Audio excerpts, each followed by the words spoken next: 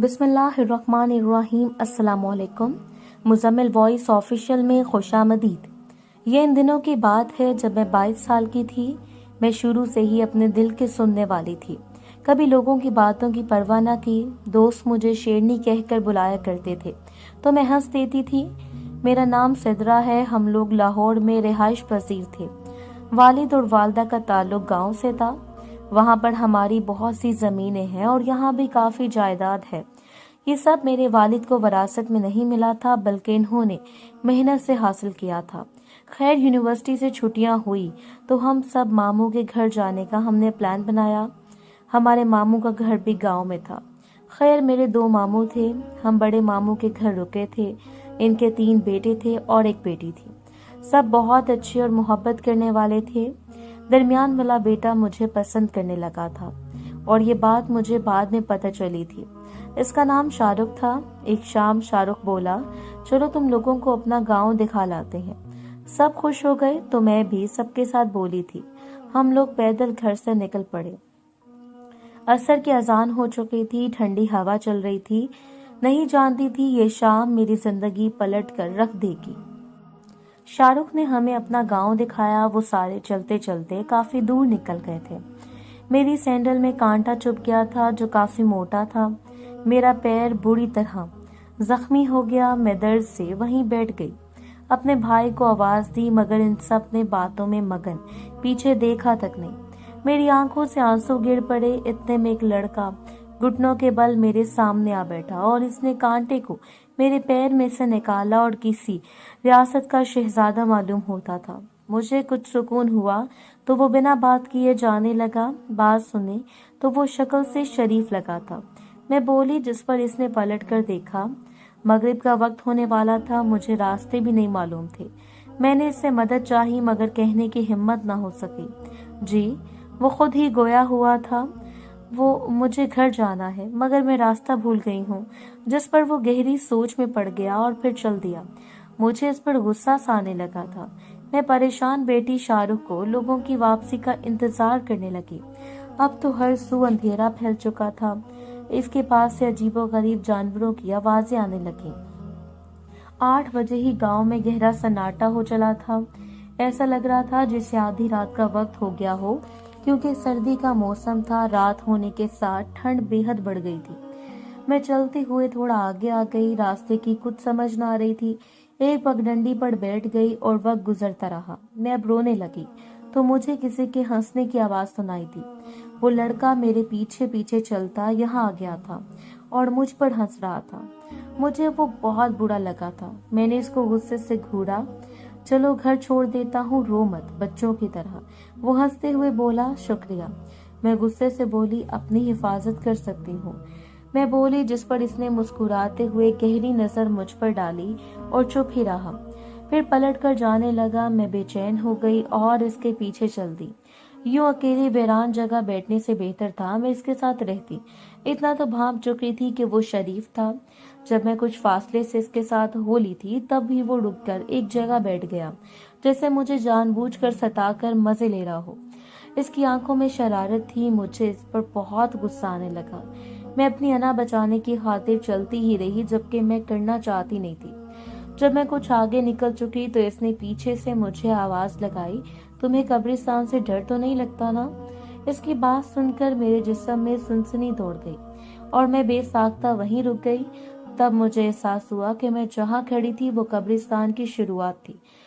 हवा काफी तेज थी। हवा की सनसनाहट और ठंडक रूह चीर रही थी। हर तरफ कब्रें ही कब्रें। जरा दूर मेरी नजर पड़ी तो एक कब्र जरा सी फटी हुई भी थी। मेरी चीख निकलते निकलते रुकी। मैं पलटी तो वो बिल्कुल पीछे आ खड़ा हुआ था। मैं इससे टकरा गई। दूर दूर तक किसी जीरो का नामो निशान न था, सवाए इसके ऐसे में इसका यहाँ होना मुझे गनीमत मालूम हुआ। ठंड से मेरे दांत बजने लगे थे। चलो, वो घर पे वहाँ बैठे हैं। यहाँ रहना हमारे लिए मुनासिब नहीं है। वो किसी को रुकने की कुर्गन की रिहाइश लग रही थी। मुझे इस अजनबी के साथ इस घर में जाना बिल्कुल ठीक न लगा, मगर और कोई रास्ता ना था। हम इस घर के करीब गए तो मालूम पड़ा वो घर तो बरसों से बंद पड़ा लग रहा था। दरवाजा टूटा था। वसी सेहन और 4 कमरे थे। सेहन खुला था, मिट्टी से भरा हुआ था। एक अजीब सी सीढ़ी थी। एक तरफ चारों कमरे अंधेरे में डूबे थे और टूटे फूटे सामान और धूल से भरे घर में चांदनी पड़ रही थी। वो लड़का कमरे से एक टूटी कुर्सी उठा लाया और लकड़ी से सेहन के बीच आग लगा दी, जिससे जिस्म को हरारत मिली। हम दोनों आग के पास बैठे थे। आग की रोशनी इसके चेहरे पर पड़ रही थी। तब मुझे एहसास हुआ वो खासा खुश शक्ल है। काफी देर गहरी खामोशी छाई रही।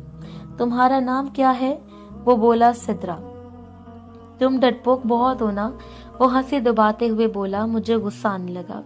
ये किसने कह दिया कि आपकी शक्ल है? वो खुलकर हंसा। मैं एक लड़की हूँ और अकेली लड़की रात के वक्त यूं रास्ता भटक जाए तो इसे डरना ही चाहिए। मैं दांत पीस कर बोली। वो संजीदा हुआ। सच कहा, इंसान से ज्यादा खौफनाक और कोई नहीं। जानती हो, आज से 20 साल पहले यही हमारे गांव में एक वाकया पेश आया था। उमर नामी एक लड़का था। उमर चौधरी इस गांव का सबसे मालदार इंसान था। जल्द ही इसके वालिद चल बसे तो हवेली समेत सारी जायदाद इसके पास आ गई। 25 बरस का था। वो इसकी मोहब्बत की शादी थी। अपनी बीवी को दीवानों की तरह प्यार करता था। इश्क था इसे सना से। इसके एक करीबी दोस्त था, बचपन का साथी था। भरोसे से भी ज्यादा बढ़कर भरोसा जिंदगी से बढ़कर था और प्यार सगे भाइयों से भी बढ़कर था। जिंदगी अच्छी चल रही थी। उमर की जिंदगी बस यही 2 लोग थे। हर इंसान की तरह इसने मुस्तकबिल के बहुत ख्वाब देख रखे थे।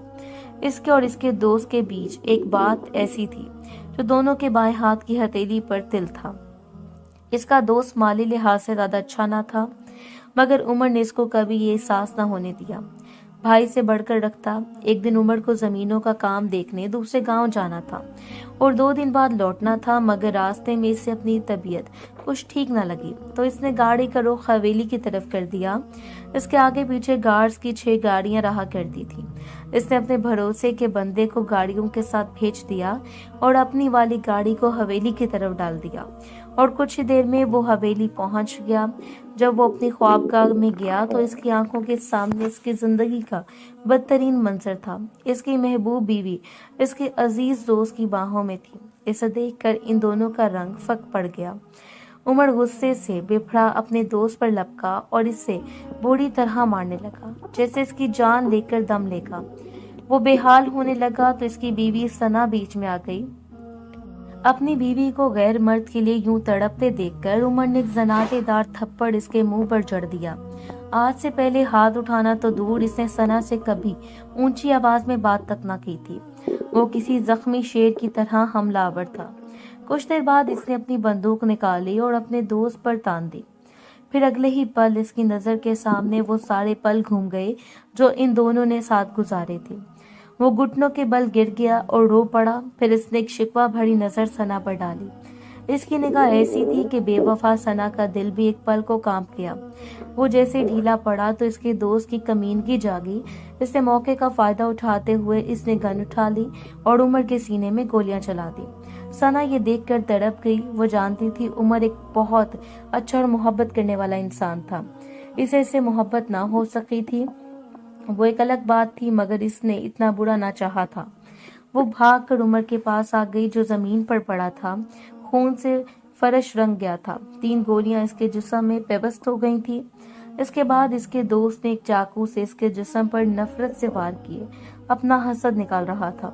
ये आखिरी सांसें चल रही थीं। समात और नजर साथ जोड़ रही थी। आखिरी बारी जो उसने देखा था वो सुना था कि सना के मुंह से अपने लिए मोहब्बत का इनकार। वो बोल रही थी, ये तुमने क्या किया? जान माना मुझे, इससे कभी प्यार हो ही नहीं सका, मगर इसका ये मतलब हरगिज नहीं कि हम किसी की जान ले लें। तुम चुप रहो, ये मरता नहीं तो इसकी तमाम जायदाद तुम्हारे नाम कैसे होती? और आंख ने आखिरी बार इन गजरों को देखा जो वो निकलने से पहले सना के हाथों में बतौर अपनी मोहब्बत की निशानी पहना कर गया था। फिर इन दोनों ने इसकी लाश उठाकर तय खाने में छुपा दी और अंधेरा होने का इंतजार करने लगे। वो जिंदगी को तो साथ छोड़ चुका था, मगर मौत से जरा फासले पर था। इसकी सांस बहाल थी, हल्की सी, और क्या क़यामत होगी। वो सब कुछ सुन और महसूस कर पा रहा था, मगर जिस्म बेजान पड़ा था। इस जगह जहां इसका जिस्म पड़ा था वहीं इसकी मोहब्बत और इसका दोस्त रंगरलियां मनाने में मशगूल थे। वो लोग इंसानियत से गिर चुके थे। उमर के बदन से खून तकरीबन पूरा बह चुका था। वो अपने बंद होते दिल की धड़कन वाज़िह सुन रहा था। खैर, इसकी जान इतनी आसानी से निकलनी न। 2 घंटे वो इसी अजाब में मुब्तला रहा। फिर इसका अजीज दोस्त इसकी लाश को जानवर की लाश की तरह घसीटते हुए ले गया और कब्रिस्तान के बीचों बीच दफन कर दिया। जब वो इसके लिए कब्र खोद रहा था तो उमर के जिस्म में जान बाकी थी। जब इसे कब्र में फेंक कर ऊपर मिट्टी डाल रहा था, कमबख्त जान तब भी ना निकली। कब्र बंद हो चुकी थी। अब इसकी सांसें बस आखिर इसका साथ छोड़ दें। जब वो मरा तो इसकी पलकें भीगी हुई थीं। दोस्ती और मोहब्बत के भरम ने इसकी जान ही ले ली। इसने वो चाकू भी साथ ही दफन कर दिया था। कुछ अरसे बाद इसने सारी जायदाद अपने नाम करवाकर बड़ी ही चालाकी से सना से भी पीछा छुड़वा लिया था और अपनी असल मोहब्बत से शादी कर ली, जो कि इसकी कजन थी। इसकी हकीकत के बारे में कोई ना जानता था सवाए इसके कि हम दोनों ने ही आंखों में आंसू थे हमारे जब इस लड़की ने किस्सा खत्म किया। बहुत अफसोसनाक। मेरी आंख कब लगी मुझे कुछ पता नहीं चला। जब उठी तो खुद को कमरे में पाया और मेरे पास पूरा घर जमा था। मेरे होश में आने का इंतजार किया जा रहा था। सब बहुत फिक्रमंद थे। मेरी पूरी रात बाहर रहने पर तो अच्छा था, हम यहाँ के रहने वाले ना थे। वालिद साहब बहुत परेशान हो गए, मगर फिर 1-2 दिन में सब ठीक हो गया था। वो लड़का मुझे इतना अच्छा लगा कि मैं तो जब से उठी थी इसी के ख्याल में थी और मेरे लबों पर एक मुस्कुराहट का बसेरा था। बहाने से इसी जगह चली गई और उम्मीद के मुताबिक मुझे वो वहां मिल भी गया। वो एक दीवार पर बैठा हुआ था। आज मैंने इसे ठीक तरह से देखा था। वो तो वजाहत का शाहकार था। इसकी आंखें बहुत गहरी थी, लंबा चौड़ा था। दिल बेसाख्ता इसकी तरफ खींचने लगा, जिसकी असल वजह इसके अंदर की अच्छाई थी। इस पूरी रात इसने मेरी हिफाजत की थी। मेरे दिल पर वो जैसे नक्श हो गया। वहां ऊपर कहाँ चढ़ के बैठे हो मिस्टर ड्रामेबाज, मैं इसी को यही बुलाया करती थी। नीचे उतरो, तुम्हें कुछ बताना है, मैंने इसे झूठ मूठ कहा। गर्ज वो कुछ ही दिनों में मेरा दोस्त बन गया था। इसके साथ साथ वक्त पर लगाकर उड़ जाता था। इसकी हंसी ऐसी थी कि मैं दुनिया भूल जाती थी। मुझे इससे बहुत प्यार हो गया था और मुझे लगा वो भी मेरे लिए यही जज्बात रखता है। मगर खैर वक्त गुजरता गया। जब भी मेरा मिलने को दिल करता मैं इसी जगह चली जाती थी। वो दिन आज तक मुझे नहीं भूलते जिस दिन हम लोगों की शहर वापसी थी। मैंने इससे मोहब्बत का इजहार कर डाला तो इसकी हंसी एकदम गायब हो गई और इसने मुझे नजर भर कर देखा, जैसे इससे कोई बड़ी गलती हो गई हो। ये नहीं हो सकता, वो बोला। मगर क्यों नहीं हो सकता? मैं चिल्लाई। तुम मेरी दोस्त हो, मोहब्बत में कर चुका हूँ। वैसे भी तुम्हारे आगे जिंदगी पड़ी है, इन चक्रों में ना पड़ो, किसी अच्छे लड़के से शादी कर लो। मगर मेरा दिमाग तो वहीं सुन हो गया जब इसने कहा था मोहब्बत मैं कर चुका हूँ। वो पल भर में मुझे तन्हा कर गया। मुझे इससे ये उम्मीद ना थी। मैं इस शाम बहुत उदास थी। मामू के यहाँ हमारी आखिरी रात थी। सब लोग खुशगपियों में मसरूफ थे। चाय पी जा रही थी, साथ ही पुरानी तस्वीरें भी देखी जा रही थी। मेरा ध्यान तो इसकी तरफ लगा था। किसी चीज में दिलचस्पी ना हो रही थी कि अचानक बेख्याली में मेरी नजर बाबा की एक तस्वीर पर पड़ी। मुझे लगा शायद मेरी आंखों का धोखा है, क्योंकि बाबा की शादी से पहले बाबा की तस्वीर थी और इनके साथ वही खड़ा था। दोनों के चेहरे पर सच्ची हंसी थी। मुझे झटका सा लगा। बाबा, ये कौन? मैंने कांपती आवाज से पूछा। बेटा, ये मेरा बहुत अच्छा दोस्त था, जिगरी यार था, उमर चौधरी, बाबा बोले और मेरे ऊपर आसमान टूट पड़ा। उमर, मेरे अल्फाज जैसे अटक गए थे। अभी ये कहाँ है बाबा? बेटा, इसको इस दुनिया से गए 20 साल हो गए हैं। ये सुनते मेरा दिमाग फटने लगा। बहुत बड़ा जमींदार था, बहुत बड़ा इंसान था, कभी किसी को साहिल को खाली ना लौटाता। इसने बहुत आजिज बंदा था ये। बाबा बोलते रहे मगर मैं सुन हो चुकी थी। मैं झट से बाबा का हाथ पकड़कर देखा तो शक दुरुस्त साबित हो गया।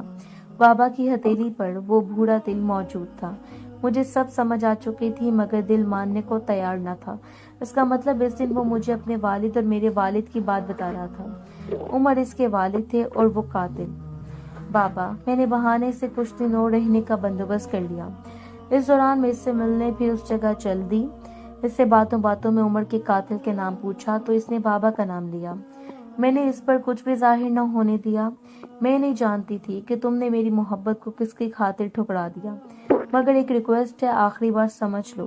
कल हम जा रहे हैं, क्या कुछ वक्त मैं तुम्हारे साथ गुजार सकती हूँ जिसमें मैं पूरी जिंदगी जी लेने की कोशिश करूंगी, क्योंकि तुम जैसा कोई ना था, कभी ना होगा, तुम्हें कभी भूल नहीं सकूंगी, तुम्हारी याद में सारी जिंदगी बिता दूंगी। क्या इतनी सी बात मानोगे? जिस पर इसने असबात ने सर हिलाते हुए कहा।